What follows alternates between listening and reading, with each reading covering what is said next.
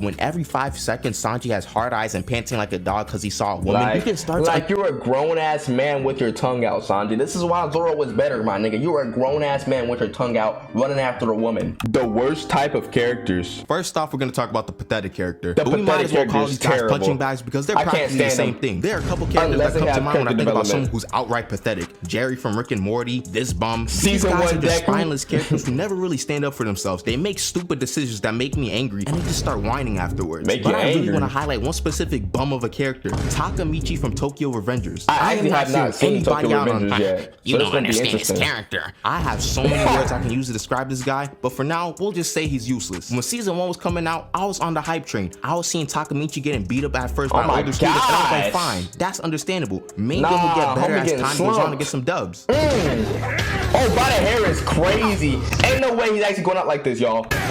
No! I was clearly wrong. A majority of the time, this guy's just getting his face broken. But you know, not every MC needs to be a fighter. We don't need to have booga booga that's the main character every single time. Lelouch is a great example of that. There's no way that's the main character and he has no character development and he's getting his ass whooped like that. There's no way that's the main character. He uses his intelligence to win many battles in the series. Unfortunately, Takamichi isn't even that smart either. I feel like with his ability to travel back 12 years into the past, he should be able to get more things done. And nobody better tell me that it's a realistic depiction. If you have the ability to go back 12 years with your knowledge now, you're telling me that you'd mess it up as bad as Takamichi? For example, he knows he can't fight, so he should have been armed himself. I know they consider it dirty, but you already decided to become a delinquent. If people are willing to murder others over some territory beef, you gotta do what you gotta do. These are middle schoolers who are capable of knocking out people with a single kick.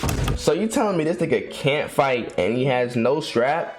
What is he good at, my guy? He's like a fucking L-ass character, bro. Like while carrying someone else on that same leg. Make sure I like the video, start learning how to box. He also tries to fix things in the past, but ends up failing so many times. Oh my goodness. Baji getting packed is the reason why Mikey starts to spiral down. So his bright idea is to hold Baji's waist. And guess what? Baji gets stabbed because he couldn't protect himself. There are way more instances of him just failing to make things better because of his own incompetence, but to be honest, I just don't feel like going through them. Also, this bozo can see that his living conditions are not the best in the future. Like, look at his room. So maybe instead of just falling face first trying to save your middle school girlfriend, you can get out of the gang life and focus on school. But I think the worst part about this guy is the fact that all he does is just cry. Don't get me wrong, there's nothing wrong with crying, but it's literally all he does.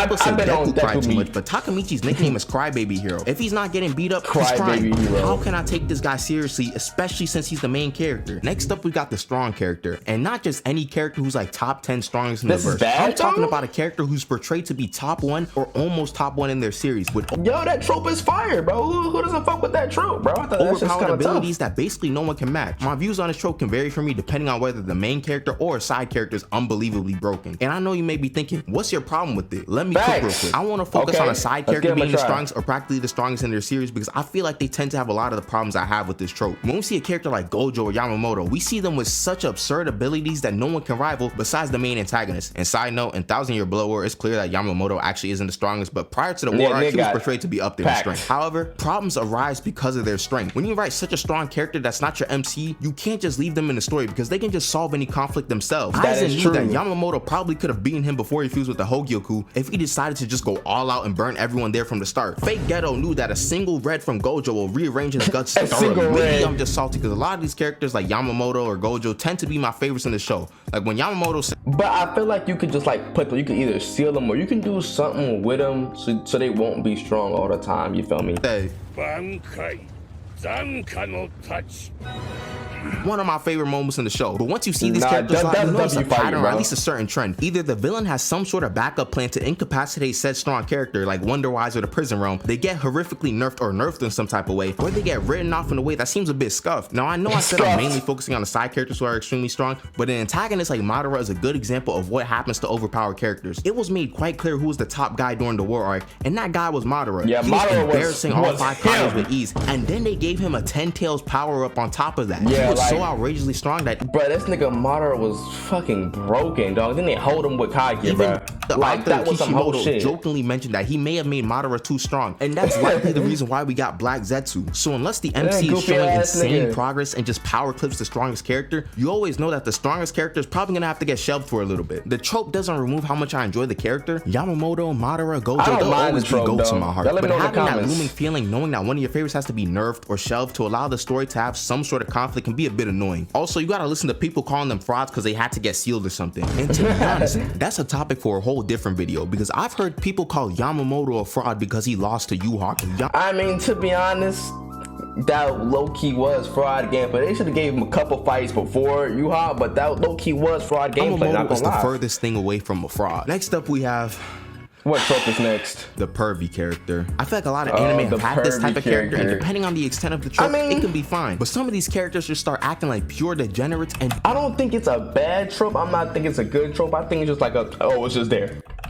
nothing else in the story. And let me be honest with y'all real quick. Nothing else It's in the hard story being is a crazy, Sanji though. fan sometimes. You know, I already got to listen to Zoro fans chatting about Sanji being fourth on the crew or saying that he's worse than Zoro. And you He know, I is. can typically sleep well at night knowing Zoro's that is Sanji better. is still one of the best written characters in terms of development and backstory. Then someone reminds me of Fishman Island, and every good thing I was just thinking about gets eviscerated instantly. Being written out of the story because you were that excited is ridiculous. Your nose was really bleeding. Sanji do be making me mad when he don't be focused on what he need to do and get focused on some bitch. Come on, Sanji, you better than that, bruh. That was Lock in, because of some nigga. mermaids. If Fishman Island was getting released in 2023, the amount of slander Sanji fans would go through would be outrageous. They might just get ostracized from the community. Who knows? To be Don't honest, make no any scene when strong-ass Sanji neck. is just simping God over Nami damn. and Robin can get a bit extra at times too. I like the chivalry aspect of his character, but when every 5 seconds Sanji has hard eyes and panting like a dog because he saw a woman, you can start like you're a grown ass man with your tongue out, Sanji. This is why Zoro was better, my nigga. You're a grown ass man with your tongue out, running after a woman. understand why this trope is so unpopular. I guess Oda had to nerf his character somehow. I feel like there's low-key a spectrum when it comes to these Zoro types of better. characters. I'm sorry, On the lower y'all, end, you got Sanji someone fan. like Toto, who's I'm not sorry. even really a pervy character. He just be asking you about your type of woman for some reason, but that's not even his main thing for real. Then there are the classy old pervy guys like Roshi or Jiraiya. Pervy Sage is and I won't cool, lie, Roshi and was low-key Roshi's- bugging at times, who are goated characters, but do / say some questionable things as comic relief.